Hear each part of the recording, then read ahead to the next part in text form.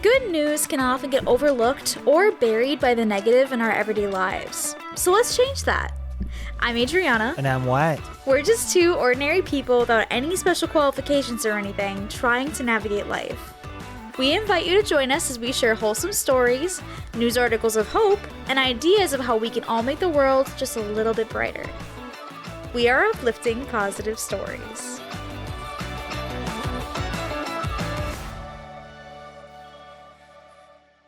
Welcome back to another episode of Uplifting Positive Stories. Thanks for joining us, everybody. Hope everybody's doing well in May now. Yeah, we're still recording end of May. before we our child arrives. February. So we're February 1st right now. I think we're still recording this right now, but we're near the end of will likely be our batch recording. Yeah, so in a few episodes from now, we'll have a new perspective on life. So don't be surprised if we, one, sound more tired, or two, have just different views on life and such after, caring for a newborn child. That too. All right. Well, today's episode is all about stories to make your heart happy. So these are a lot of stories. In fact, this very first one, I was like, Wyatt, I want to share this to you now because it's making me like, oh my gosh, that's so sweet. So yeah, it's just a lot of those that I couldn't wait to share. And I'm like, they're going in this next episode. So it'll be a fun one. All right, here we go. This first one comes from Random Acts of Kindness, and it is titled, My 4-year-old daughter went hungry 2 days in a row to protect her best friend. Aww. Here we go. My 4-year-old came home hungry 2 days in a row, which was unusual. The first day, I didn't question it. She'd tossed half-eaten lunches before. On day 2, I dug a little deeper and I asked why she kept throwing her lunch out. She told me that she threw away her sun butter and jelly sandwich because she didn't want her friend to get sick.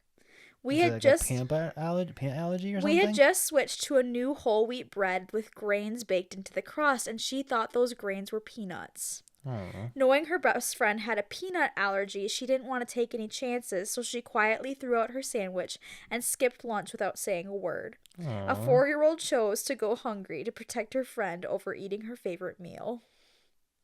Dang. Isn't that like, oh my god. That's wholesome. That is so wholesome. Like, again, I read this and I was like, Wyatt, this is the cutest thing. Like, oh, she thought the grains were peanuts. Oh my god. Like, oh, honey, they're not. You can eat your sandwich. It's okay. You can eat your sandwich. But the fact that she did that without saying anything and just did that and went hungry. Like, oh my gosh. My heart. Okay. Next. But if they weren't 4, I'd say, hey, you can communicate to them, to your parent, to let them know that, but they're 4. So, yeah, they were like, 4. They didn't know. Yeah. That's so sweet. All right. Very polite. Almost too polite. It's so sweet. Our next one here is from the same subreddit, Random Acts of Kindness, and it's titled, My Brother Shared a Moment with a Stranger in a Hospice Ward. My mother, who was dying of cancer, was transferred to a hospice ward at a local hospital. My brother and I visited her every day, and we were usually the only visitors there. One day, my brother got up to stretch his legs, saying he'd be back soon. He was gone for over an hour, and I went looking for him. I found him down the hall in another patient's room watching TV and chatting with an old man. Later that night, I asked my brother how it came to be that he spent over an hour watching TV with a patient that he didn't know. He said he was walking along the hall and the elderly patient saw him and smiled at him. Brother returned the smile, stepped into the patient's room, and asked him what he was watching on TV.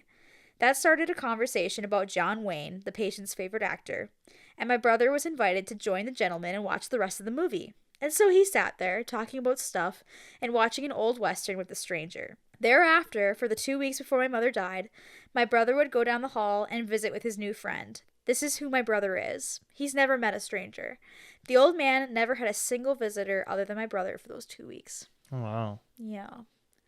So, like, the fact that this guy went and spent time with him and talked with him and watched movies with him and stuff during those 2 weeks. Gave him a friend. In a hospice ward, like... It's so sad that no one was visiting him. I know, that is super sad. But it just shows, like, you never know. You never know if people have visitors and that's not just in hospitals or hospices, but just in general.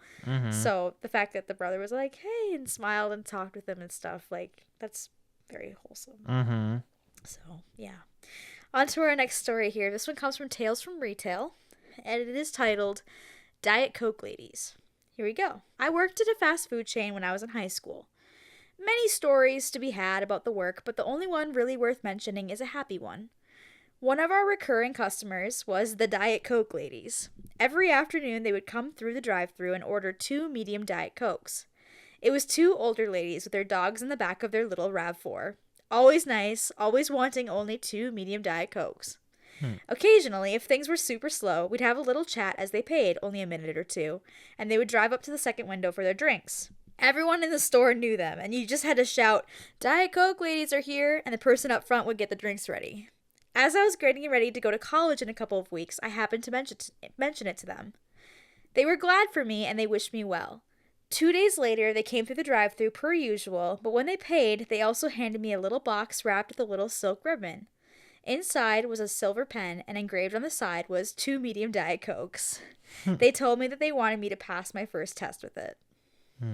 That's really sweet. Gotta love wholesome recurring customers. Yeah. It makes the day so much better when you're working. Because you can have recurring nightmares that are like, the customers are like, they're like, total nightmares, but to have recurring, like, good ones. Ones that make your day. Like we talked about Al, the guy that used to come in every Friday, and people would let him into like dollar movies and stuff like that, and he was just the most wholesome dude. Yeah, we've talked about him on here. If you haven't heard that one, it's in a very past episode, but it's really a cute story. But yeah, gotta love wholesome customers. All right, our next one here comes to the subreddit Ask Reddit, and it was the question was, what's the most unexpectedly wholesome thing that a stranger has done for you? And someone said, I was busking uncomfortably playing a guitar without a strap, and a homeless guy panhandled enough money to go to a pawn shop and buy me a cheap guitar strap. In terms of intrinsic generosity, I think it's the best gift I've ever received. Wow. Well, I mean, it's really about, that was like everything to him, probably. Right. That could be food or shelter stuff, like... It's like even Jesus in the New Testament talked about with like the person who like gave up like everything, like the one coin, which is all they had, was more valuable than, the rich man who gave off like just like a portion of his wealth. Because it was I think it was Jesus. It was somewhere in the Bible. Yeah. No, it's crazy when you see someone that has nothing or has very little give something of themselves like that. Yeah, that's like everything to them, probably. Right. It's or pretty most incredible. of everything. Pretty amazing. So yeah. On to our next story here. This one comes from Random Acts of Kindness, and it is titled Hospice Nurse Paid Remaining Balance for Dad's Cremation. I'm in my 20s, and I've always been the great daughter that makes good grades and worked very hard in life. Towards the end of last year, I started to experience a lot of terrible things, from a great job losing its contract to me being severely depressed, experiencing homelessness, all types of stuff. I really have no family, just figuring things out and doing the best I can. My dad was sick for some time, and I always paid his life insurance up until I could barely afford to pay. He then canceled it. Long story short, he was in hospice, and I have bonded with the workers over time. They all loved us and always complimented me for the love I had for my dad. My dad passed away last Thursday, and I was only able to afford to set up a payment plan, which to me, annoying, it was kind of pointless when I found out they wouldn't cremate him and charge storage fees until the full balance was paid. I got a call yesterday morning while I was sitting at the park stating that my dad's balance was paid off. I cried so hard. I was overwhelmed with joy. I could not thank them enough. There are some very kind people in this world. I don't think there will ever be something that I could do to thank the individual enough. I was on the verge of having to let the state take my dad because I couldn't afford to cremate him. I was going to be so heartbroken and even more depressed because I wouldn't even be able to have his ashes. I am so thankful. Things are still rough for me, but this definitely lifted some weight off my shoulders. I would like to get her flowers and a card. I'm just so thankful. Wow. Yeah. One of the workers sent me a text message and complimented how nice I am and how they just could not see me go through what I was going through. Even if you're experiencing hard times or whatever the case may be, please be kind to others and you never know what the next person might be going through. Also, you never know who will be willing to help you if needed. All true things. Yeah, so crazy. I mean, that is like a thing when people pass away and stuff like that, and like having to figure out how to handle all of it, because you're kind of in like a fog after something like that happens, especially when it's like a parent. And you're grieving, but then there's a lot of like practical things you have to do and that steps you have you to take. do it, and it's like a timely thing that you have to do within a certain period of time, and it's not something you've ever had to deal with a lot of the time, so it's like, I don't know how to do that. I don't know who I'm supposed to call for this and stuff, and having to worry about finances and stuff like that, especially for the life insurance policy being canceled, because that usually helps to pay for a lot of that stuff, like the cremation and the death certificate and all that stuff, I'm pretty sure. So like, yeah, not having to worry about that and having someone do that out of the kindness of their hearts is Pretty amazing. You have to pay for a death certificate? I think so. I could be wrong. I know that there were certain things that you have to like pay for. Silly. I could be completely wrong. I don't know. I just remember it being a whole thing when my grandma passed away. But the fact that this person did that for them, pretty amazing. Our next story here comes from the subreddit Ask Reddit, and it is titled, "What is the sweetest thing that someone has ever done for you?" When I was 8 and my little brother was 3, I would buy him candy whenever I had any pocket money left over. Even though I kept telling him I can buy him candy anytime he wants, he'll always only eat one a day and hide the rest. Everyone thought it was the cutest thing ever, as if he's preparing for some kind of candy apocalypse. Of course, you have to be ready. You have to be ready. One time, he saw me crying and didn't say a word. He just gave me a handful of the candy that he'd been hoarding and handed me his blanket and stuffed toy. I love that kid. He offered up his candy that he was saving for the apocalypse. He was saving for the candy apocalypse that he'd been hoarding. And his toy and his little, what was it, blanket? His blanket and his toy. Isn't that the sweetest thing ever? They say sharing is caring, and they clearly care. I think that's really, really sweet. I love little kids and like just their hearts when they see someone that's sad and they're like, I don't know how to help. What's something that I have that I can give them to help? Like I see so many times like little kids will like go pick dandelions or something or like things like that when they notice that their friend is sad or something like that. It's just, I don't know. I think it's the cutest thing. Little kids are so wholesome. Yeah. And then we have another story that's from that same subreddit, kind of similar vein, another one of like my heart with little kids. I was feeling really crappy because in the space of about a month, my mom was diagnosed with pancreatic cancer, terminal, and I had to put my dog to sleep. I was trying not to show it, but I guess I was. My son came up to me with his Batman gloves and mask and said, "Here, Daddy, I always feel happy when I'm Batman." Aww. Isn't that the sweetest thing ever? I'm like, my heart. This episode, I mean, maybe I should have done a whole episode of kids being sweet, starting off with the little girl with the bread, and then this. You can always pivot and change the episode title. Yeah, I could, but I feel like it also fits with making your heart happy, because it's just like... That's true. Oh my God, my heart. So sweet. Anyway. Subtitle, Kids Are Sweet. All right, on to our news article for today.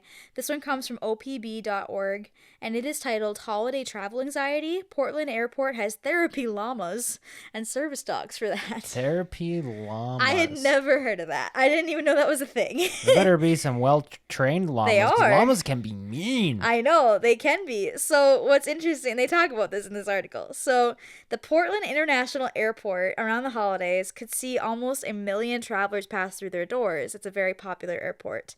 They have more than 20 service dogs year-round that are walking the halls and trying to help alleviate stress for passengers and employees.